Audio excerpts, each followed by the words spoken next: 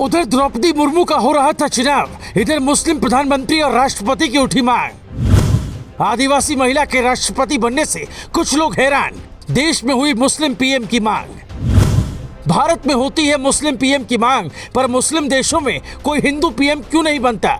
क्या देश को प्रधानमंत्री नरेंद्र मोदी की जगह किसी मुस्लिम प्रधानमंत्री की जरूरत है? अगर नहीं तो फिर इसकी मांग किस लिए की गई? संसद भवन में एक तरफ राष्ट्रपति चुनाव चल रहा था, दूसरी तरफ इसी संसद में कुछ लोग किसी मुस्लिम को देश का प्रधानमंत्री देखना चाहते हैं। जिस देश में 3 दिग्गज मुस्लिम राष्ट्रपति बन चुके हों, वहाँ ऐसा सवाल क्यों उठा? ये मांग किसने उठाई वो बताएं, उसके पहले सुनिए भारत का लोकतंत्र क्या चाहता है। संविधान के मुताबिक देश का पीएम कोई भी हो सकता है। अगर मुसलमानों की आबादी 50 करोड़ के पार हो जाएगी तो वो अपना पीएम भी चुन सकते हैं, लेकिन क्या ऐसा पाकिस्तान और बांग्लादेश भी हो सकता है? राष्ट्रपति चुनाव के दौरान ट्विटर पर ट्रेंड करवाया गया #मुस्लिम पीएम। पहला ट्वीट उस नेता ने किया जिनके गुरु हिंदुत्व के लिए किसी से भी लड़ जाते थे। बाला साहब ठाकरे के चहेते पूर्व राज्यसभा सांसद, पत्रकार और फिल्म मेकर प्रीतीश नंदी ने की।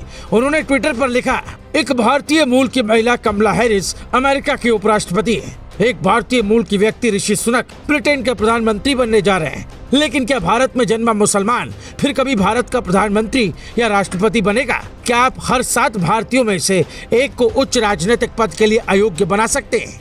बीजेपी के दौर में एक भी सांसद मुस्लिम नहीं है। मोदी सरकार में कोई मुस्लिम मंत्री नहीं है। योगी सरकार में एक मुस्लिम मंत्री। यूपी इतना बड़ा है, फिर भी कोई बीजेपी विधायक मुस्लिम नहीं है। बीजेपी ने एक भी टिकट किसी मुस्लिम को नहीं दिया था। यूपी से लेकर गुजरात तक ऐसी ही कहानी। जब तक बीजेपी सत्ता में, पीएम बनना तो दूर, सांसद मंत्री बनना भी नामुमकिन लगता है। राहुल गांधी अकेले भारतीय राजनेता हैं जो अक्सर ये सवाल उठाते हैं कि कोई मुस्लिम भारत का प्रधानमंत्री क्यों नहीं बन सकता। राहुल गांधी से कुछ याद आया। 90 के दशक में भारत के इतिहास में पहली बार मुस्लिम नेता मुफ्ती मोहम्मद सईद गृह मंत्री बने।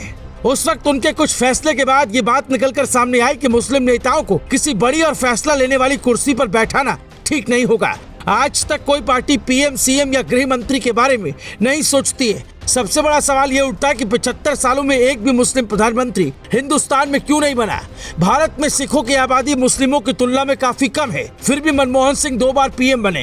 राजनीतिक पंडित कहते हैं कि किसी भी देश में जहां जिस धर्म के लोग ज्यादा होते हैं वहीं उसे चलाते हैं। आप 57 मुस्लिम देशों का उदाहरण ले सकते हैं, कहीं भी आपको कोई हिंदू राष्ट्रपति या पीएम नहीं मिलेगा। राहुल गांधी से एक बार एक बच्चे ने पूछा था कि क्या कोई मुस्लिम पीएम बन सकता है?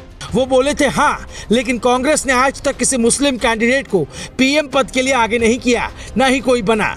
जम्मू कश्मीर की सत्ता हमेशा मुस्लिम नेताओं के हाथ में रही। अब्दुल्ला परिवार आजादी के पहले से ही वहाँ सबसे मजबूत परिवार है। अब्दुल्ला परिवार का कोई भी नेता सीएम बना तो कश्मीर की लकीर पाकिस्तान की तरफ खींचने में ज्यादा दिलचस्पी रखता था, जबकि ऐसा नहीं होना चाहिए था। जबकि कई राज्यों के मुस्लिम नेता सीएम बने, लेकिन उनके कार्यकाल पर किसी ने एक सवाल नहीं खड़ा किया। हालांकि राम मंदिर आंदोलन में नेताओं के लिए सीएम की कुर्सी भी चली गई। साल 1982 के बाद जम्मू कश्मीर को छोड़कर किसी और राज्य में कोई मुस्लिम सीएम नहीं बना, जो बताता है पीएम की कुर्सी का सपना नामुमकिन जैसा है।